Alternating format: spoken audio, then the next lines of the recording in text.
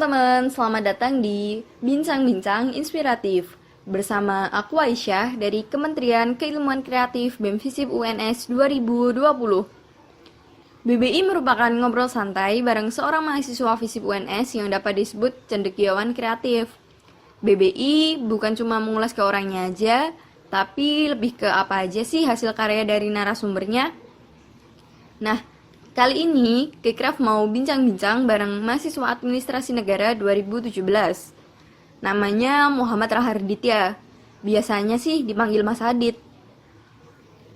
Di kalangan mahasiswa Prodi AN, Mas Adit ini terkenal sebagai orang yang suka banget sama teknologi. Pernah buat beberapa aplikasi, pernah juga buat pulsa listrik unlimited. Pokoknya penggila teknologi banget lah. Nah, langsung aja yuk kita ngobrol. Sebelumnya aku mau tanya nih Mas, kenapa sih bisa seneng banget sama teknologi? Padahal di AN kan bisa dibilang nggak mempelajari teknologi. Boleh dong diceritain? Eh, udah di awal sih sebenarnya dari sejak kecil. Kan dulu emang udah ada komputer kan dari awal dan emang entah sih dari dulu emang punya rasa penasaran kalau ada sesuatu yang bisa membantu itu kok bisa sih cara kerjanya gitu. Nah itu sih dari awal dan lama-lama apa ya mulai aja lama-lama berkembang sendiri. Jadi dari mulai SD itu dulu sering bikin game. Mulai awal programming SMP sih. Programming lagi tuh SMA dulu ikut Python, bukan ikut yang belajar Python waktu masih anget-angetnya itu Python. Dan dulu ya milih IPS karena karena bingung aja sama IPA kan sama pelajaran biologi macam-macam gitu. Dan akhirnya malah sampai ke AN, tapi hobi komputernya masih nggak hilang, jadi tetap lanjut terus. Dan ternyata di AN itu malah jarang ya yang kayak gituan, jadi malah jadi hobi yang spesial gitu di AN. Itu sih. Pernah nggak Mas ngerasa salah jurusan gitu? Kadang sih kerasa sih kayak salah jurusan gitu, tapi kalau misalnya masuk di komputer nih itu nggak bakal bisa sampai kuliah, cuma karena diajak bikin aplikasi gitu, jadi ya bersyukur juga sih. Nah, kan ada tuh jurusan yang tentang komputer atau IT gitu. Kenapa nggak ambil jurusan yang sesuai aja? Sebenarnya dulu ini sih pilihan pertama gue itu Ilkom sih. Ilkom kan masih ada tempet-tempetnya lah ya sama kayak gini. Sayangnya nggak diterima sih. Dan emang kalau misalnya mau ke fakultas yang komputer gitu kan susah kan, soalnya harus ikut saintek juga, harus belajar ulang dan macam-macam. Jadi ya udah deh pilih aja AN gitu, karena itu juga lumayan tertarik awalnya, tapi lanjutannya ya tetap lanjut sama komputernya itu, sama hobinya. Oh iya, waktu awal COVID masuk ke Indonesia itu kan Mas Adit pernah bikin web tentang jumlah pasien corona yang ada di Indonesia kan? Padahal udah banyak kan yang bikin web semacam itu. Sebenarnya ada nggak sih sesuatu yang ingin dicapai dari web kayak gini? Itu sebenarnya ini sih, karena jadi aku tuh biasanya kalau misalnya bikin sesuatu itu karena emang pengen gitu loh, karena emang butuh. Nah waktu itu tuh udah ada sih, emang udah ada, tapi pas itu masih dikit. Dan aku juga di Twitter kan nge-follow banyak developers gitu kan. Nah ada nih satu orang Indonesia namanya Muhammad Odi, itu dia bikin API COVID yang itu keren banget, API-nya dipakai seluruh dunia. Dan aku ya jadi aku tuh awalnya bikin itu tuh karena aku pengen ada website buat ngelihat jumlah Indonesia sama seluruh dunia, tapi Indonesia yang detail gitu loh. Jadi bukan cuma jumlahnya berapa, tapi bisa ngelihat perubahan pasiennya, bisa ngelihat grafiknya gitu. Tapi aku juga pengen ngelihat angka seluruh dunia. Dan karena rupiah yang juga sempat naik turun, itu juga aku pengen masukin juga biar nggak usah bolak-balik gitu loh, ngecek berapa sih satu dolarnya gitu. Nah, makanya aku bikin itu sih. Jadi karena emang diri sendiri butuh, dan ya yang jadwal itu kemarin juga gitu sih. Jadi karena emang susah dibaca kan, aku males bacanya, dan akhirnya ya bikin sendiri. Tapi ya ternyata orang lain juga butuh juga sih, ternyata dipakai orang lain juga, dan ya bisa berguna juga buat orang lain. Ngomong-ngomong masalah jadwal pemadatan, aku sebagai mahasiswa AN kan ngerasa kebantu dengan jadwal yang udah dibikin Mas Adit. Nah, kenapa nggak waktu punya ide buat bikin jadwal itu nggak sekalian buat anak FISIP juga?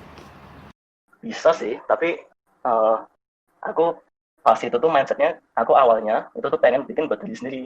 Nah, terus akhirnya aku bikin ini kan, convert jadwalnya itu jadi ke bahasa pemrograman yang bisa dipakai buat programnya itu. Terus aku mikir, ya sekalian bisa sih sama kelas B kan kelas A, kan aku kelas B itu. Nah, semester kelas A, semester 6 kelas A aku sekarang bikin. Nah, terus akhirnya di tengah-tengah aku kepikiran, ya udah sekalian aja semester 4 kan, dan habis itu ya malah malah jadi se-AN. Dan itu ya karena aku punya datanya, tapi kalau fakultas lain kan prodi lain kan aku nggak tahu tuh, jadi jadwal yang baru gitu aku nggak punya akses, makanya cuma bikin AN. Kalau punya sih mungkin aja kalau nggak males sih, tapi ya karena nggak punya akses ke jadwalnya itu sih, jadi cuma bikin yang AN. Kalau dengar dari cerita Mas Adit, berarti Mas Adit punya kemampuan buat bikin aplikasi, suka komputer kayak gitu, berarti bener-bener otodidak ya? Sebenarnya full otodidak sih, aku pas SMA itu sebenarnya ketemu juga, jadi ada temanku IPS juga, sama-sama salah jurusan juga sebenarnya, itu juga sama senangnya sama komputer.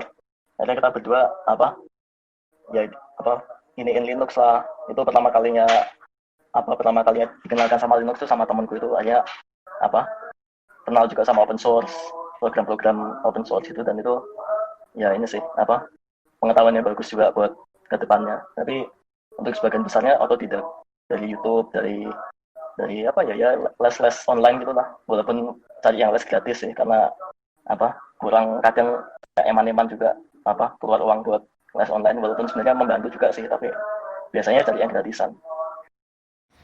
Tadi kan aku sempat bilang Mas Adit pernah bikin pulsa unlimited itu. Itu gimana sih Mas? Itu nggak sengaja sih sebenarnya, dan itu bukan aku juga yang ini, sebenarnya itu si Adrian ORP jadi admin. Itu kan dulu si kontrakan kan, terus entah kenapa tuh mati, padahal tetangga tuh nyala semua listriknya.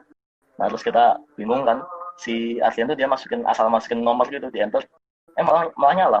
Tapi anehnya nih, ke depannya tuh kita tagihannya nggak turun terus. Itu kan pakai meteran gitu kan, meteran yang baru, yang pulsa itu nggak turun, dan kita gumon gitu sampai berbulan-bulan, dia tetap aja segitu. Sampai ditinggal juga tetap segitu, ditinggal kontrakannya. Tapi ya nggak sengaja sih, kita juga nggak tahu ngapain itu. Jadi coba-coba berhadiah dong. Iya. Untuk sejauh ini udah pernah cetak prestasi belum Mas? Dari hasil programming kalau nggak dari hasil bikin aplikasi gitu? Kalau dari hasil programming sih ya itu sih yang di Korea itu, yang lomba dapat medali silver. Lumayan sih, bisa jalan-jalan gratis dibayarin kampus. Kalau boleh tahu aplikasinya apa itu Mas? Aplikasinya simple sih sebenarnya, jadi cuma kayak bank sampah tapi aplikasi gitu loh. Jadi kayak saat di rumah gitu, tong sampahnya dipasangin QR code. Nanti konsepnya yang kemarin itu, nanti ada kayak petugas muter-muter keliling, dia nge-scan QR code-nya, terus nimbangin sampahnya, masukin beratnya berapa gitu, terus nanti penggunanya dapat saldo, terus bisa buat listrik macam-macam. Konsepnya gitu sih. Tapi kemarin yang aku bikin itu masih kayak prototype-nya, jadi udah bisa dipakai semua kecuali beli pulsanya sama beli PLN-nya gitu. Pernah ikut PKM atau enggak? PKM ikut sih kemarin. Jadi konsepnya sama, kayak namanya sama, konsepnya beda dikit dari yang kemarin dibawa ke Korea itu. Jadi kalau kemarin yang pas ke Korea itu sampahnya yang ada QR code-nya, itu malah dibalik. Jadi sampahnya yang scan QR code-nya ada di HP. Jadi hampir kayak yang buat bayar dana itu loh. Jadi tinggal HP-nya ada QR code, tinggal pasang ke kamera yang kepasang gitu, terus langsung ini. Jadi konsepnya buat PKM sih. Jadi tong sampahnya ada timbangannya, terus nanti operatornya nggak usah timbang lagi, tinggal ngambil aja. Terus nanti saldonya langsung masuk ke pengguna gitu sih, yang buat PKM. Tapi belum ada diskusi lagi sih di kelompok kemarin. Nah, kedepannya bakal ada terobosan baru lagi apa enggak Mas? Bakal bikin aplikasi baru yang sekiranya manfaatnya bisa dirasakan semua anak FISIP gitu? Hmm, tergantung sih. Soalnya kan biasanya bikin kan karena ada masalah dulu kan. Jadi tergantung sih, tergantung apa ada kayak gimana dulu kondisi kedepannya. Tapi untuk kalau mikir sekarang sih belum sih, belum belum ada rencana yang terencana gitu. Tapi kayak gitu kan biasanya sih spontan biasanya sih. Jadi nggak direncanakan dari lama gitu. Kalau aku bikin sih biasanya. Kalau buat apa yang personal personal gitu. Ya, semoga bakal ada terobosan baru ya Mas, yang sekiranya semua anak FISIP bisa coba gitu aplikasi dari Mas Adit. Anak-anak ikraf ada yang mau nanya-nanya juga nih, langsung aja yuk. Ini menarik banget sih menurutku, apa namanya, buat aplikasi yang apa ya, memenuhi, ya ini kan memenuhi kebutuhan mahasiswa, terutama ini kan buat AN. Nah, kalau dari mahasiswa AN tuh tanggapannya gimana Mas? Seberapa mereka terima kasih atau seberapa mereka merasa wah ini bermanfaat banget gitu. Kalau itu waktu itu dibuat terus mereka merasakan manfaatnya, seberapa itu diberikan apresiasi ke Masnya gimana? Ternyata banyak banget loh yang pakai ini dan apa kan aku ngepost di IG kan IG sama story WA itu Hmm. banyak banget yang nge-reply ternyata dan apa dan banyak yang repost juga teman-teman Medinfo ke KMAP dan ternyata ini apa tiap hari dipakai terus kan aku iseng-iseng kan masang apa Hmm. jadi bisa ngelihat seberapa orang yang pakai seberapa orang yang buka kelas apa gitu ternyata banyak banget tiap hari apa ada pokoknya seminggu seminggu pertama itu sekitar ada 1.000 kali apa ya kelas dibuka jadi kayak apa kayak Wow. dari halaman utama ke halaman kelas itu ada 1.000 kali seminggu pertama itu makanya aku juga apa juga ternyata ternyata orang-orang pada butuh juga ya sama jadwal gitu aplikasi yang simple yang tinggal tinggal dibuka sekali klik langsung kelihatan apa gitu itu sih Oke. 1.000 itu banyak banget ya berarti ya. iya Tapi itu nanti bisa dapat itu nggak sih Mas? Kayak profit kayak gitu dari aplikasinya. bisa sih kalau dikasih iklan tapi aku nggak seneng iklan aku nggak seneng ngeliat iklan di website jadi aku nggak ngasih iklan di websiteku sendiri Oh, bisa sih tapi sebenarnya itu kalau kalau misalnya mau profit gitu. Aku mau nanya aja sih Mas, kan Mas ini mahir gitu ya di IT. Nah, ke depannya nih kalau misal udah lulus kuliah nih, ada nggak sih kayak kepikiran mau fokus aja nih ke IT terus lepas dari jurusan AN nih misal kayak gitu, ada nggak sih Mas kepikiran kayak gitu gitu? Karena mungkin IT ini kan juga kayaknya waktu ke waktu kan juga lebih menguntungkan gitu loh, dan juga jadi tren juga kan, jadi kebutuhan juga. Nah, dari Masnya gimana nih? Nah, aku jujur malah pengen kayak gitu jadi sejak sejak apa sejak lomba Korea itu tuh aku mulai sadar wah ternyata apa bisa juga ya kayak gini ya dan bisa dijadiin kerjaan juga jadi makanya aku malah pengen kayak gitu jadi soalnya banyak nih apa sekarang ini banyak perusahaan yang mereka malah nggak nyari ijazah mereka cuma nyari skill dan apa kayak dan kemampuan orangnya itu sendiri dibanding sama ijazahnya dan aku malah pengen yang kayak gitu sih jadi malah malah cari kerja yang di justru di IT bukan bukan di AN ya tapi mungkin AN tetap tetap bakal berguna sih mungkin kalau misalnya eh, nanti projectnya ada yang tentang politik lah atau apa gitu kan juga tetap bakal berguna tapi lebih cenderung ke IT-nya sih pengennya sih untuk pekerjaan karir Oke, aku nanggepin dikit Mas. ya Tadi gini nih, kali ini masuk ke dalam salah satu keresahanku juga sih. Kadang kita, bukan kadang ya, banyak kita temuin teman-teman di ya berbagai macam jurusan lah ya, spesifik di FISIP gitu. Mereka mikirnya masih dalam tahap ya udah ini bidangku di sini, aku nggak mau terjun ke hal-hal lain yang padahal kita kan besok kayak waktu di apa namanya di luar perkuliahan ya pasca kampus kita tuh dituntut untuk bisa menguasai banyak hal gitu bukan cuma bidang kita doang tapi banyak yang masih berkutat pada ya udah aku belajar ini doang mau belajar yang lain males gitu dimana padahal itu juga penting untuk apa ya memaksimalkan karirnya dia nanti waktu pasca kampus gitu. Nah tanggapan Mas gimana biar apa ya kita kita gitu biar bisa belajar yang lain juga nggak monoton belajar tentang bidang-bidang yang kita tekuni doang gitu.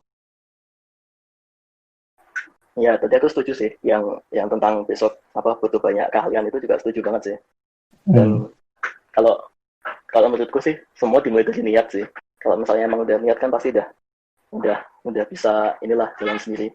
Tapi untuk jalan sendirinya itu sih yang kadang harus di ini ya. Tapi tergantung orangnya juga sih. Kalau misalnya dia nggak minat ya susah juga sih kalau untuk mendorong belajar di luar kampus, maksudnya kayak di luar pengetahuan kampus gitu.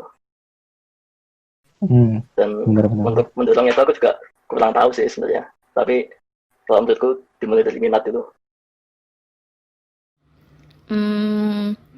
Antara jurusan AN sama bakatnya Mas Adit kan bisa dibilang nggak dalam satu jalur yang sama. Mungkin dari Mas Adit sendiri ada tips jadi mahasiswa berprestasi dan kreatif walaupun nggak dari jurusan yang sesuai sama bakatnya gitu? Ya menurutku sih ini sih tinggal justru malah dikembangin aja sih kalau menurutku sih. Justru malah dikembangin lebih lanjut karena kan apapun itu kan bisa jadi kan justru malah spesial kan di tempatnya mereka berada gitu kan. Jadi justru malah jadi nilai plusnya gitu loh. Jadi kalau misalnya ada orang butuh sesuatu yang mereka pro gitu kan, justru malah jadi nilai plusnya mereka sendiri kan. Jadi tipsku sih diperdalam aja, diperkembangkan terus. Mungkin itu aja sih. Dari aku, mewakili teman-teman Kekraf mau ngucapin makasih karena Mas Adit udah ngeluangin waktu buat ngobrol-ngobrol bareng kita.